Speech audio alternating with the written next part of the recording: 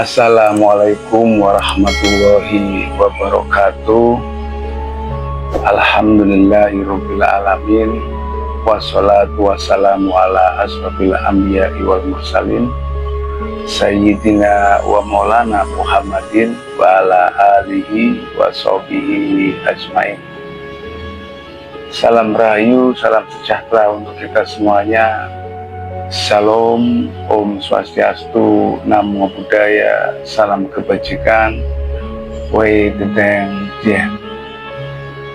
Kembali bersama saya Mbah Haroto dengan mengulas kembali uraian-uraian ilmiah tinggi tentang metodologi, metafisika, tasawuf, eksakta ilmiah.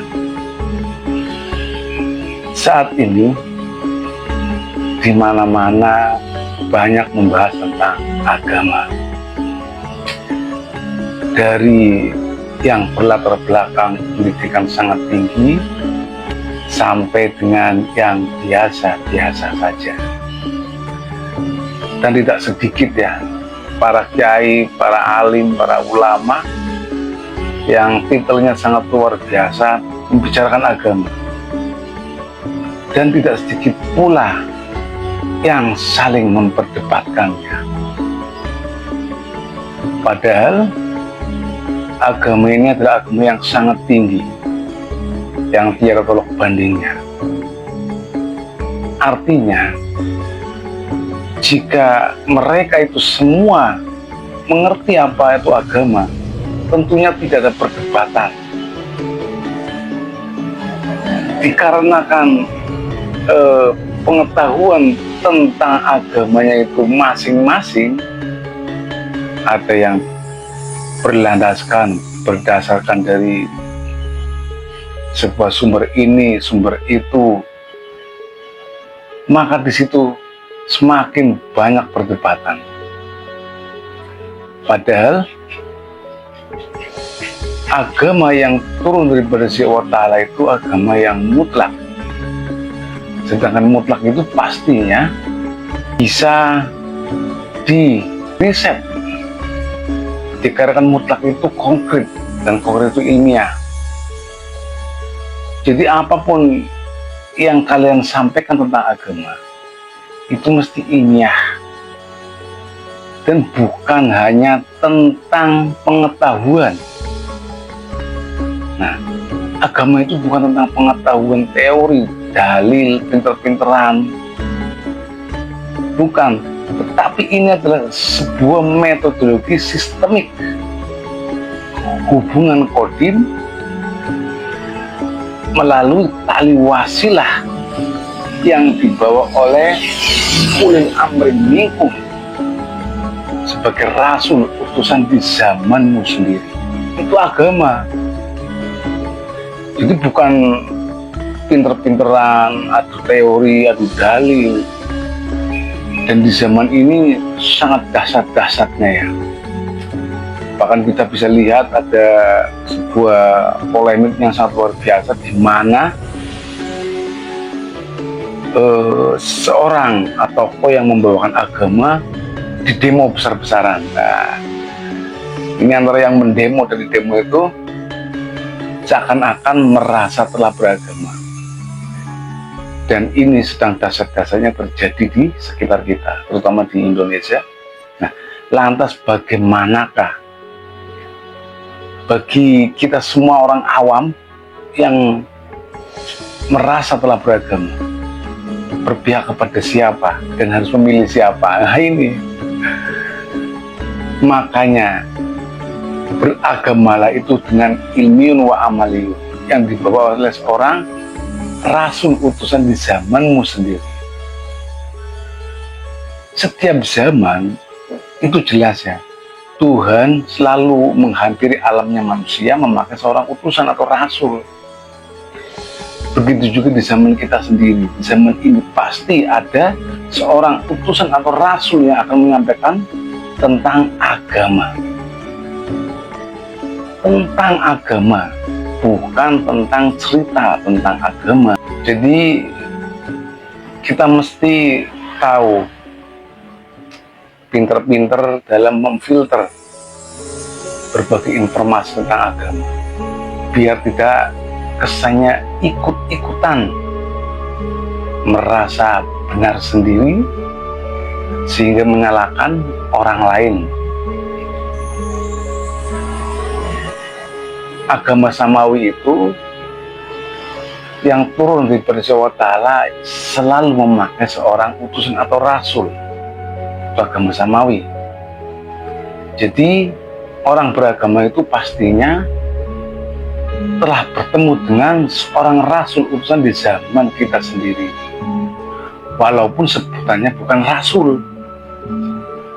Kan ada ayatnya, ati'u wa ati'ur rasul wa ulil amri minkum, taatilah Allah dan taatilah Rasul dan ulil amri minkum, seorang pemimpin manusia yang dikuasakan oleh Allah Ta'ala untuk menunjukkan jalannya sebagai petunjuk.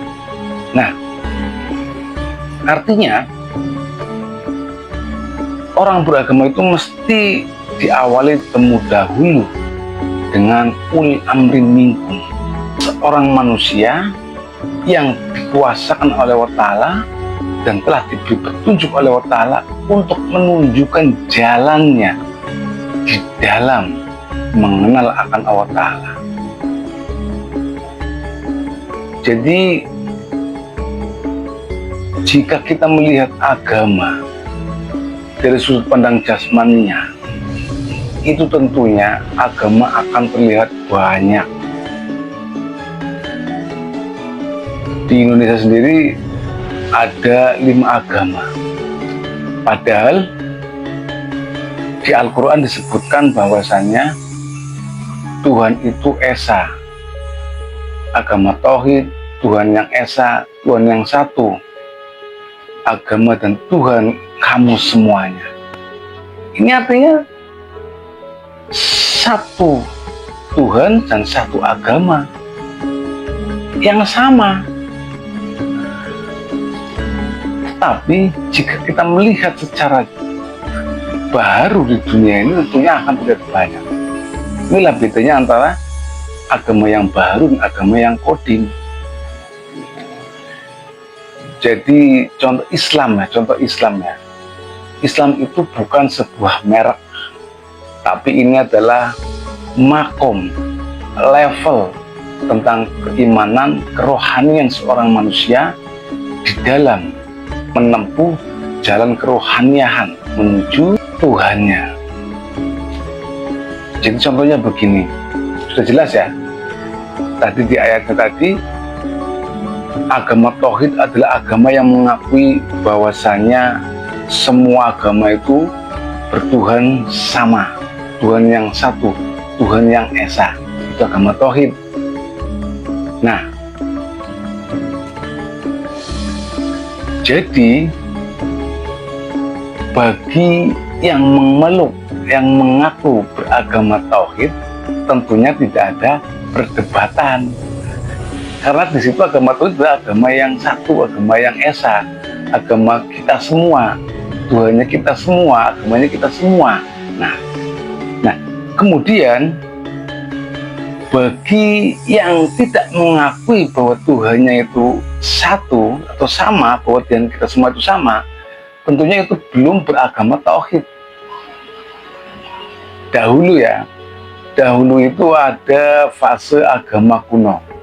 Fase agama kuno itu fase di mana umat manusia berkeyakinan bahwasanya Tuhan itu ada di baliknya semua makhluk. Dahulu itu ada 4.200 agama dan 1.200 nama Tuhan. Jadi fase ini dahulu itu orang menuhankan itu banyak sekali. Mereka meyakini bahwasannya Tuhan itu ada di baliknya makhluk. Makanya menyembah pun banyak, ada yang menyembah matahari, menyembah sungai, menyembah pohon, menyembah batu, bahkan benda-benda yang dianggapnya di situ itu ada Tuhan di dalamnya. Banyak sekali. Nah, itulah fase agama kuno yang bertuhan semau-maunya. Nah, bertuhan semau-maunya. Itu fase agama kuno. Kemudian umat yang memiliki fase agama kuno ini, mereka ditertibkan. Nah, mereka telah menyadari ternyata Tuhan seluruh agama umat manusia itu sama. Ini adalah sudah masuk fase agama monoteis atau agama tauhid yang meyakini bahwasanya seluruh agama itu, seluruh keyakinan itu bersumber dari Tuhan yang sama. Itu agama monoteis. Kemudian diberlakukanlah hukum, tata cara, norma, aturan agar umat itu tertib. Jadi untuk menyamakan perspektif, ternyata Tuhan kita itu sama. Tuhan kita itu satu yang esa. Tuhanmu ya Tuhanku. Nah, jadi begitu, walaupun namanya, mereknya itu berbeda-beda. Kemudian setelah mau tunduk dengan rukun, nah ini sudah masuk rukun. Artinya orang yang tadinya bertuhankan semau-maunya, kemudian diberilah penjelasan bahwa Tuhan itu adalah satu esa, sama. Tuhan kita itu sama. Kemudian umat ini mulai berikrar, berjanji, mengikrarkan diri melalui prakteknya. Nah, praktek ini sudah melalui metodologi, syarat, rukun, jalan, dan caranya. Jadi setelah diberlakukan syarat, rukun, jalan, dan caranya, yaitu semua agama pasti punya rukun, termasuk rukun Islam.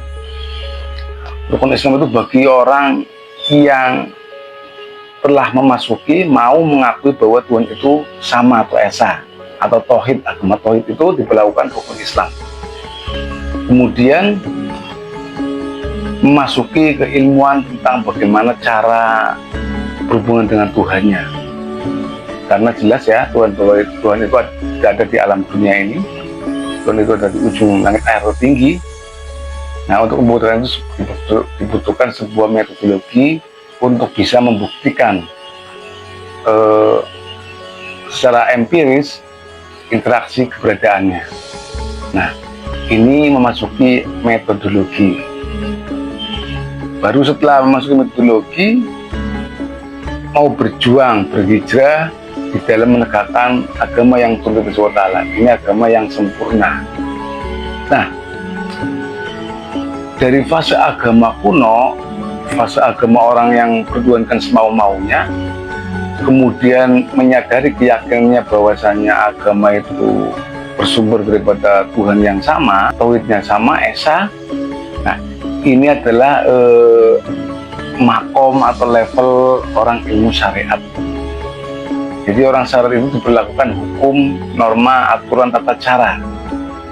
Jadi orang syariat itu adalah orang yang golongan umat yang mau menerima hukum, norma, aturan, tata cara di dalam memeluk agama.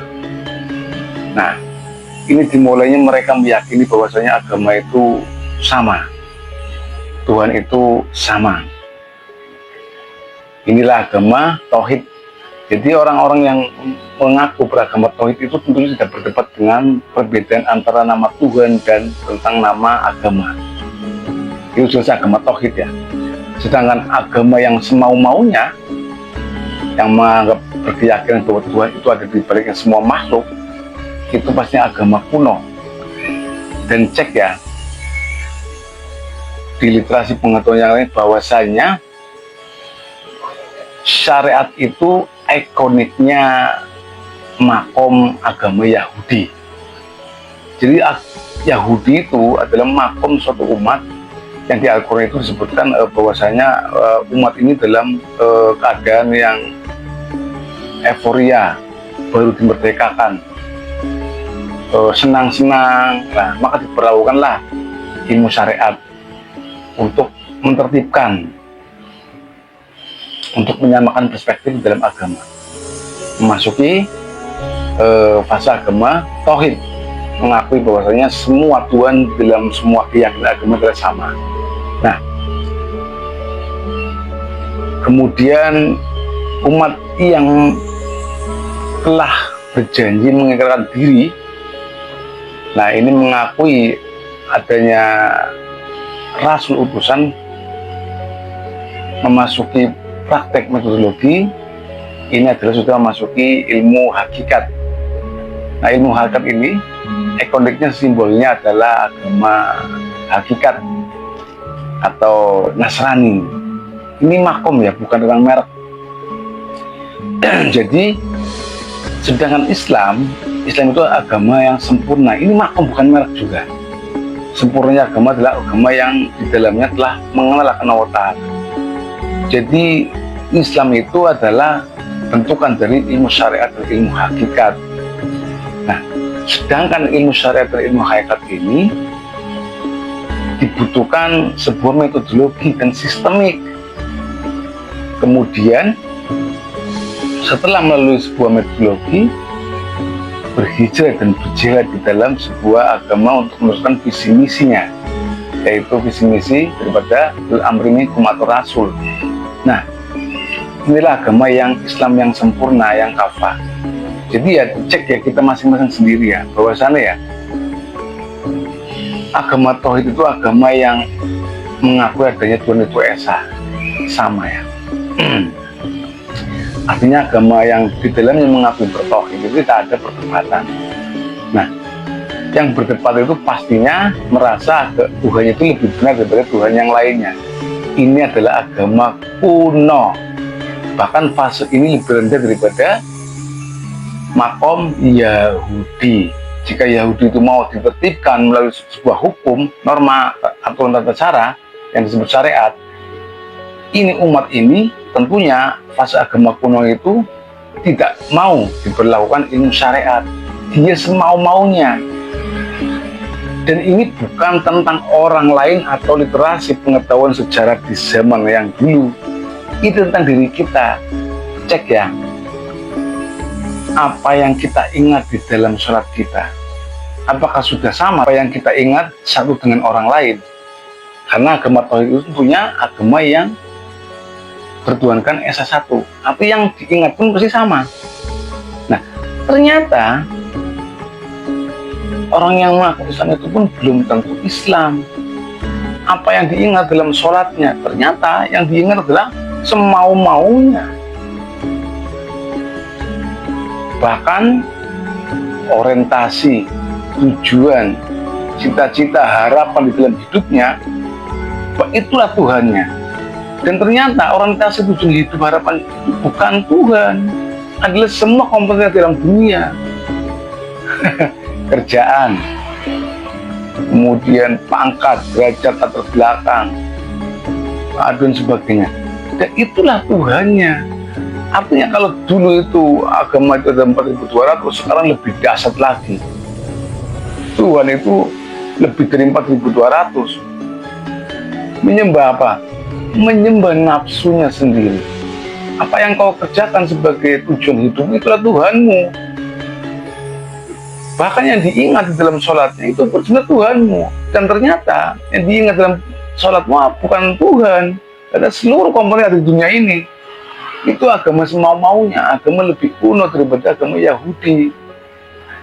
Sedangkan agama tauhid itu agama yang meyakini bahwa Tuhan itu esa atau sama.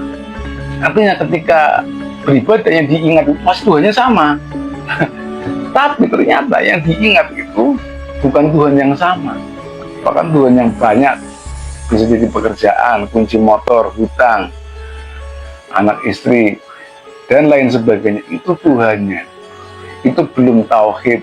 Itu masih agama kuno, lebih rendah daripada agama Yahudi. Ini bukan manusia. Maaf saja, ini adalah, walaupun wujudnya seperti manusia, sebenarnya masih binatang juga, semau-maunya. Nah, jadi ini bukan tentang merek sebuah agama, ini adalah makom, level rohani manusia di dalam berkeyakinan. Jadi tingkatkan terus keyakinan manusia, makanya belajar terus di dalam beragama. Dan belajar itu tak sembarang. belajar agama itu mesti melalui seorang guru yang dibaliknya ada guru rohani, mursyid. Jadi karena yang kita hadapi adalah iblis, jadi tidak mungkin kita berguru dengan seorang manusia. Bahkan Nabi Adam saja ditipu oleh iblis di surga. Maka belajar menurut agama itu mestinya guru kita lebih tinggi daripada iblis, yaitu Rasul itu sendiri, ulil amri minkum, seorang utusan di zaman kita sendiri. Walaupun sebutannya berbeda, tetapi fungsi dan kedudukannya adalah sama. Nah, seorang ulil amri minkum inilah yang akan menyampaikan syarat rukun jalan dan caranya dalam mengenalkan Allah Ta'ala. Jadi yang penting orang berbicara agama itu adalah metodologi sistemnya, bukan tentang pengetahuannya. Dan agama itu selalu memakai seorang rasul, itu sistem. Allah saja mengambil alamnya manusia selalu memakai seorang utusan, maka kita pun dalam beragama menjawab adalah wajib bagi seorang utusan, itu sistem. Jadi nggak bisa semau-maunya. Bahkan mengaku rasul ada pada dirinya, pada setiap dirinya lebih dulu. Dari mana kau tahu bahwa itu ada pada dirimu kalau nggak melalui seorang rasul utusan yang dia dikuasakan oleh Allah Ta'ala? Nah itu, lah kau mengingkarinya. Kau merasa sudah mampu bisa beribadah kepada Allah Ta'ala dengan kemampuan sendiri, dengan belajarnya. Padahal Allah itu maha mutlak, maka agama yang perlu dipelajari adalah agama yang mutlak. Dan mutlak ini dibawa oleh seorang utusannya atau rasul. Tidak mungkin bisa dipelajari dengan pengetahuan literasi belajar, pengetahuan di sekolah ataupun madrasah atau kampus lainnya. Ini mesti berguru dengan seorang ulil amri minkum atau al-ulama warasatul anbiya, dan hanya melalui sebuah metodologi. Jadi agama itu bukan sekedar mengenal Allah Ta'ala berdasarkan dugaan, sangkaan, bacaan, dalil, kata buku, kata kitab, kata kiai, kata ulama. Agama itu adalah metodologi sistem hubungan kodim melalui tali wasilah yang dibawa oleh ulil amri minkum sebagai rasul utusan di zaman kita sendiri. Itu agama. Jadi sebelum kita bertemu dengan ulil amri minkum, seorang pembawa wasilah, kemudian diajarkan tentang syarat rukun jalan dan caranya, sebuah metodologinya, tentu agama kita hanya agama kepercayaan karena dihasilkan dari literasi pengetahuan interpretasi, bukan dari empiris perjalanan rohani. Nah, bukan melalui pembuktian interaksi keberadaannya, tapi berdasarkan katanya. Itu bukan agama, itu masih dogma. Jadi silakan buktikan agamamu melalui sebuah metodologi yang tersistem, yang dibawa oleh ulil amri minkum, yang tersambung melalui tali wasilah. Ini tentang metodologi kodim, karena kita menembus alam kodim. Membuktikan keberadaan Allah Ta'ala alam akhirat itu wajib melalui sebuah metodologi kodim, karena ini adalah jalan kodim, bukan jalan umum, jalan dunia melalui akal panca indera, bukan. Akal panca indera itu pinter-pinteran literasi. Makanya banyak orang yang sering debat, padahal agama tauhid itu harusnya mengakui bahwa Tuhan seluruh umat manusia itu sama, esa, tunggal. Karena baharunya saja yang namanya berbeda, jadi eker-ekeran debat-debatan. Kan lucu. Padahal secara kodim Tuhan itu sama, Rasul itu sama, kitab itu pun sama. Tapi secara baharu terlihat menjadi berbeda karena dipengaruhi oleh ruang eksistensi zamannya para rasul utusan masing-masing. Jadi jangan sampai dijadikan suatu perdebatan, kitab ini, kitab itu, dalil itu sama-sama rasul yang turun dari Allah Ta'ala, tetapi dibedakan, dimenang-menangkan sendiri. Padahal rasul itu secara kodim itu isinya sama, itu juga nur yang turun daripada sisi Allah Ta'ala, nur ala nur ya dilahului nur himayasa, yang menempati pada seorang manusia yang disendari Allah Ta'ala, tajalinya Allah Ta'ala, kasih Allah Ta'ala yang ada di dunia ini. Nah, carilah ul amri minkum, membawa wasilah di zaman kita sendiri yang mampu menunjukkan syarat rukun jalannya dan tata caranya di dalam mengenalkan Allah Ta'ala. Itu baru agama. Jadi jika kalian berguru, tanyakan bagaimana caranya menuju Allah Ta'ala, jalannya, tata caranya. Jadi bukan tentang pengetahuan, yang disampaikan adalah syarat rukun jalan dan caranya. Itu saja itu. Jadi jangan merasa ngomong seenak-enaknya sendiri tanpa dasar. Dasar beragama adalah memiliki guru, yang guru itu mempunyai tali kodim dan tali zair, garis guru berguru, serta tali kodim nur yang turun dari Allah Ta'ala melalui estafet daripada nabi-nabi, rasul-rasul sebelumnya. Itulah guru rohani, yang arti baliknya seorang manusia ulil amri minkum atau ulama warasatul anbiya. Demikian yang kami sampaikan pada hari ini. Jadi tingkatkanlah keilmuan agama kita menjadi agama yang hakikat makrifat, yang agama ini tersistem dalam sebuah metodologi kodim melalui tali wasilah yang dibawa oleh ul amri minkum, seorang rasul di zamanmu sendiri. Demikian yang kami sampaikan pada hari ini. Ini adalah tentang praktek tarekat kodim, metodologi kodim Naqsabandiyah Maulidiyah Nusantara. Bila yang maksudi waridakamudubi. Wassalamualaikum warahmatullahi wabarakatuh.